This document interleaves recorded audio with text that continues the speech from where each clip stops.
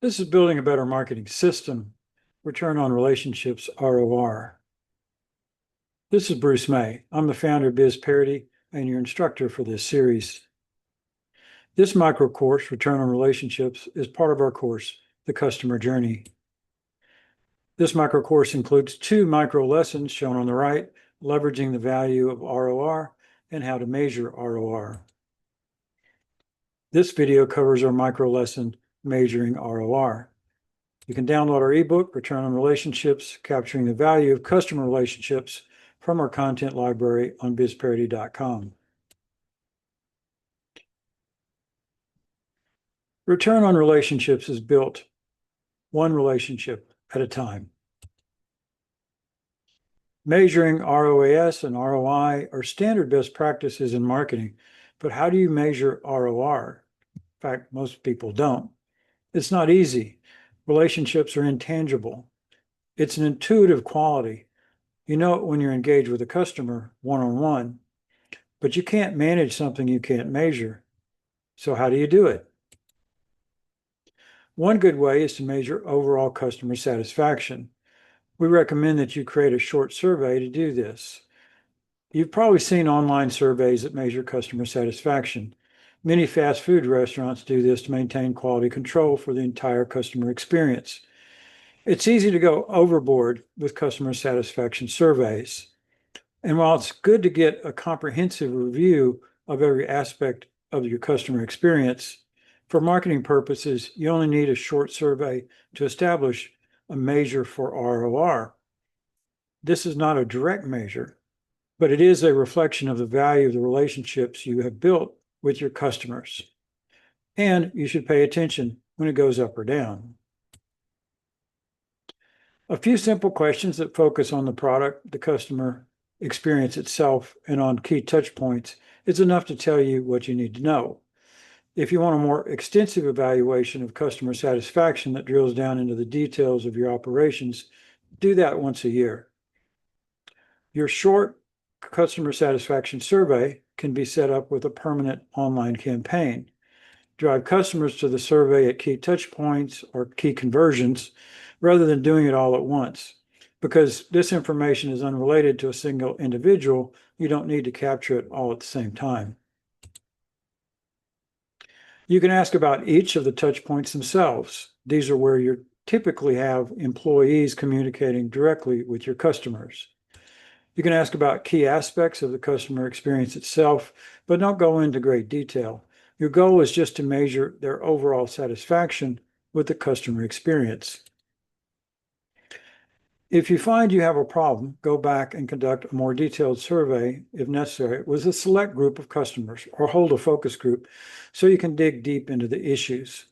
Many of these will be management or operational issues, so separate these from marketing issues. Let operations fix the business, and you can fix marketing issues. Unless you're the business owner, then you get to fix everything. If you have a professional sales process, just ask how well it works for your customers. If there are issues, collaborate with sales to help them improve their sales processes. If there's a breakdown in communications between marketing and sales, identify the issues and quickly address them. There may be disconnects between your messaging and what sales is promising to deliver. Again, collaborate with sales to help them improve their sales processes. For example, on a scale between 1 and 5, where 5 is excellent, rate these. Your experience with, just fill in the blank, the product, service, installation, whatever you want to ask about. Your experience with our sales process. This gives you an overall rating, which can indicate if there are opportunities for improvement. Our customer service. Flag issues for your customer service manager. Our website. Was it clear and easy to understand? Flag issues that you can fix. Our pricing. Do you think it's fair and reasonable, given the value we deliver? Flag pricing issues.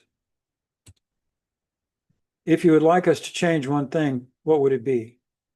This is the only open-ended question. This last question gives your customers the opportunity to tell you what's really on their minds. It may be an operational issue, a customer service issue, or a marketing issue. If it's a marketing issue, decide if you need to change your marketing or maybe find a business solution. All these questions reflect the value of the relationship you create with your customers.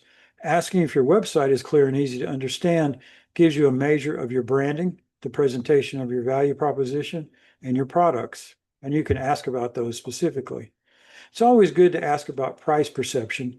You will likely get some complaints, but weigh those against the majority of the responses. Unless there are lots of complaints about your pricing, you're probably priced where you should be.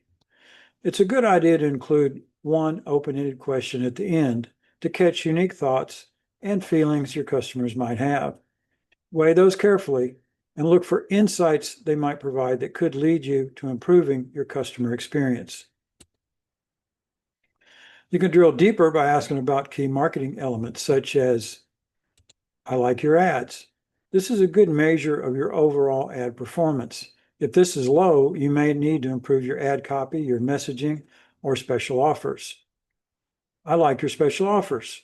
High rating means your offers should be working well. Otherwise, you may need to create better offers. I like receiving your emails. This should inversely correlate with your unsubscribe rate. If they don't like your emails, redesign them.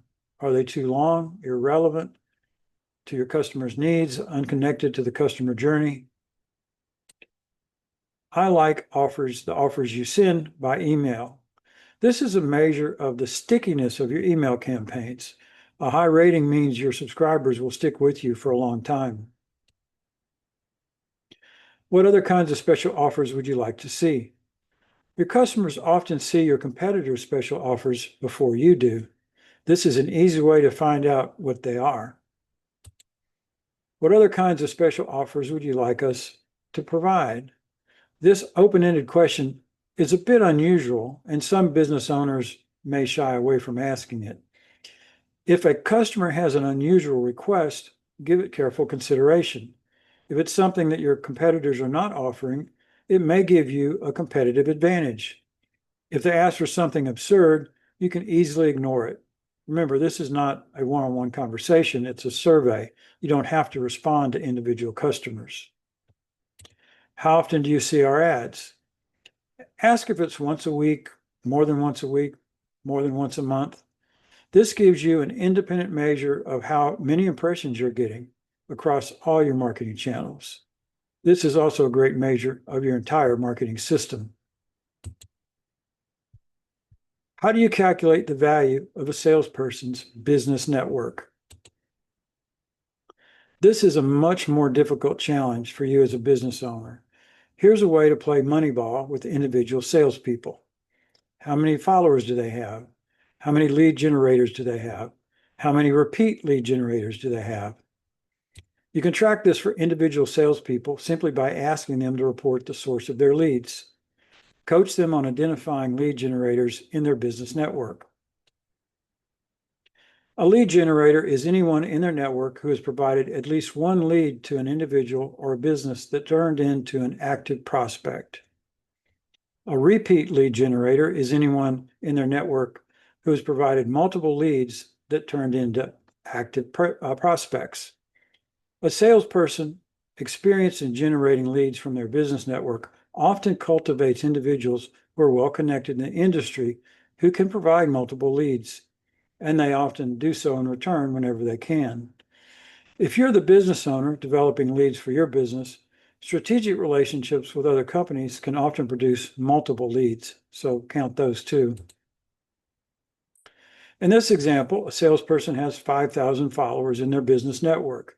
This can include followers in LinkedIn, but it can also include business relationships created by networking in the real world, which might not be in LinkedIn. This salesperson has 25 lead generators who generate 4 leads in 1 year. These are isolated leads from followers who may or may not produce more leads in the future. They have 10 repeat lead generators who generate 5 leads in 1 year. That's collectively. Repeat lead generators are more valuable because they can generate multiple leads over the years. Count strategic partners created by a salesperson who is leveraging a relationship with a strategic partner to generate leads. Add leads found at trade shows for each individual salesperson and leads generated from your own marketing campaigns. In this example, this salesperson has a total of 35 leads for the year. Track these numbers year over year to improve your estimates. This rough estimate is easy to make, and it's based on individual salespeople self-reporting. It's no guarantee of future performance, but it is more than good enough to inform your decisions about where you want to invest in future marketing campaigns. And that's why you're doing it. You can track total sales by salesperson or individual sales commissions to assign a dollar value to the leads generated each year for each salesperson. Obviously, you cannot say a single lead is worth anything at all unless it leads to a sale, but you're doing this to allocate your campaign budgets. So this is a smart way to think more strategically about how you spend your ad dollars. You should not take lead values from one year and use those to make financial projections to the next, because market conditions change. A business owner should never make revenue projections without consulting with their CPA. Download our ebook, Return on Relationships, Capturing the Value of Customer Relationships, from our content library on bizparity.com. That completes this micro lesson, how to measure ROI. You can also download our customized Quick Start Marketing Strategies guide from our content library. After you read our Quick Start Marketing Strategies, the guide, look for individual campaign strategies customized for your business. These are listed separately on our website under Marketing Strategies. These include 20 business models covering typical small businesses found in any local community. Watch our next video, Creating Your Brand, one of our micro lessons from our next course, Brand Marketing Basics. See you next time on Building a Better Marketing System. Thank you for joining us.